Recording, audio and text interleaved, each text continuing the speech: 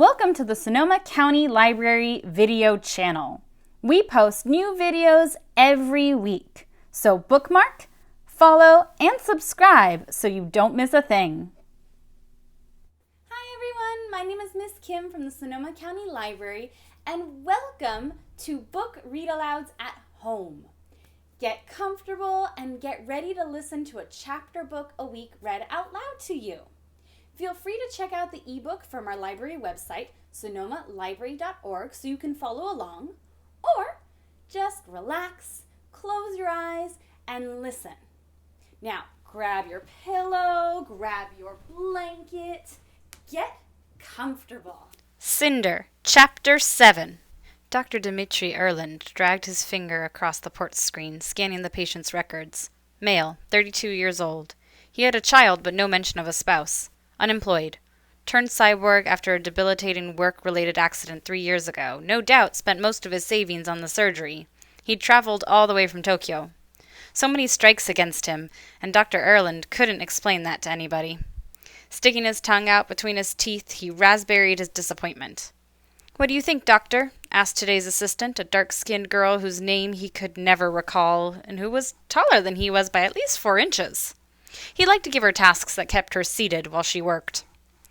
Dr. Erland filled his lungs slowly, then released them all at once, changing the display to a more relevant diagram of the patient's body. He had a mere 6.4% makeup, his right foot, a bit of wiring, and a thumbnail-sized control panel embedded in his thigh.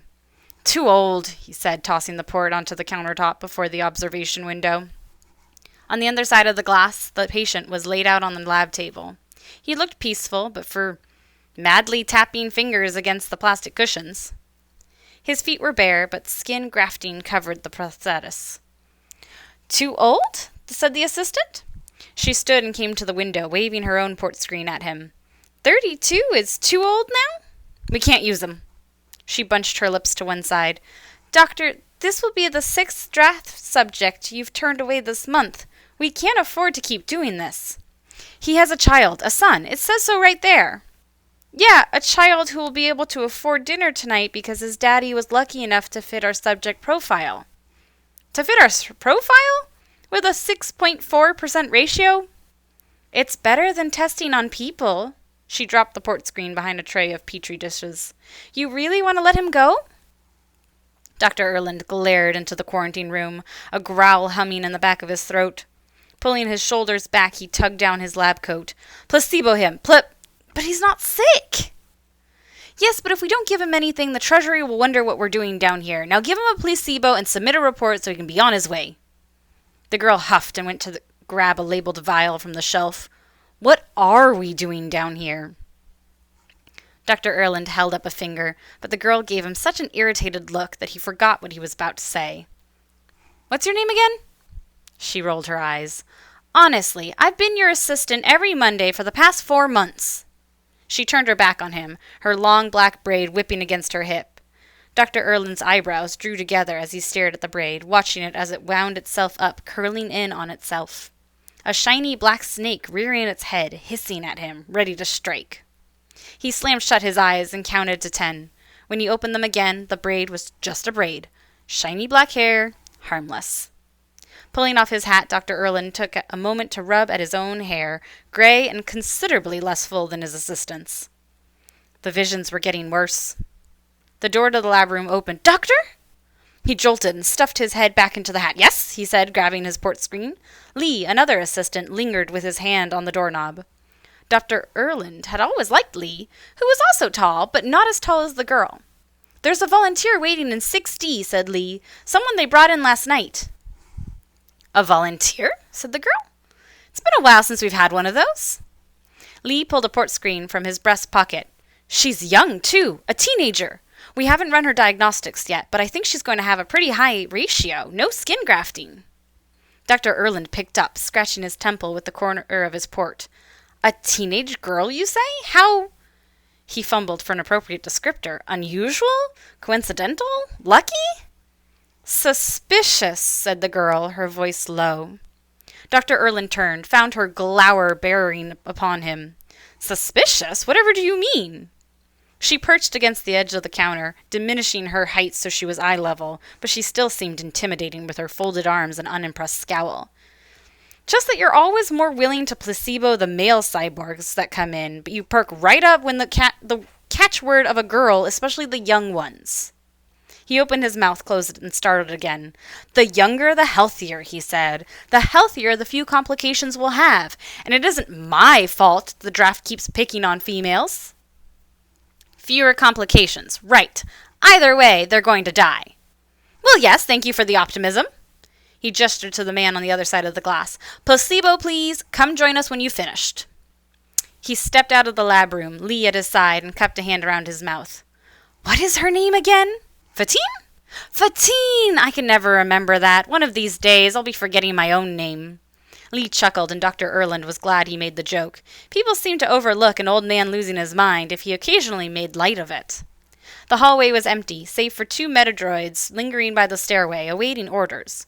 It was a very short walk to Lab Room 6D. Dr. Erland pulled a stylus from behind his ear and tapped at his port, downloading the information Lee had sent him. The new patient's profile popped up. Lynn Cinder, licensed mechanic, ID number 00979173005, born 29th of November, 109 TE, 0 media hits. Resident of New Beijing, Eastern Commonwealth, ward of Lynn Audrey. Lee opened the door to the lab. Tucking the stylus back behind his ear, Dr. Erland entered the room with twitching fingers. The girl was lying on a table on the other side of the viewing window. The sterile quarantine room was so bright he had to squint into the glare. A med-droid was just capping a plastic vial filled with blood and plucking it into the chute, sending it off to the blood lab. The girl's hands and wrists had been fastened with metal bands. Her left hand was steel, tarnished and dark between the joints, as if it needed a good cleaning. Her pant leg had been rolled up to her calves, revealing 1 human leg and 1 synthetic. Is she plugged in yet? He asked, slipping his port into the coat pocket. Not yet, said Lee, but look at her. Dr. Erland grunted, staving off his disappointment. Yes, her ratio should be impressive, but it's not the best quality, is it? Not the exterior, maybe, but you should have seen her wiring. Auto control and 4-grade nervous system. Dr. Erland quirked an eyebrow, then lowered it just as fast. Has she been unruly? The med-droids had trouble apprehending her. She disabled 2 of them with a belt or something before they were able to shock her system. She's been out all night. But did she volunteer? Her legal guardian did. She suspects the patient has already had contact with the disease. A sister, taken in yesterday. Dr. Erland pulled the microphone across the desk. Wakey, wakey, sleeping beauty, he rang, rapping on the glass. They stunned her with 200 volts, said Lee, but I expect her to be coming around any minute now. Dr. Erland hooked his thumb on his coat pockets. Well, we don't need consciousness. Let's just go ahead and get started. Oh, good, Fatine said in the doorway. Her heel clipped against the tile floor as she entered the lab. Glad you found one to suit your tastes. Dr. Erland pressed a finger to the glass. Young, he said, eyeing the metallic sheen of the girl's limbs. Healthy. With a sneer, Fatine claimed a seat before the net screen that projected the cyborg's record. If 32 is old and decrepit, what makes you, old man? Very valuable in the antique market, Dr. Erland lowered his lips to the mic. Med, ready the ratio detector, if you please. End of Chapter 7. Thank you everyone for joining me. Check back weekly for more read-alouds. We'll have new ones posted every week. And be sure to check out our website, sonomalibrary.org, for up-to-date resources and information. We miss you all. Stay safe. And remember, make reading a part of every day, even if it's just for a few minutes. And have fun with it.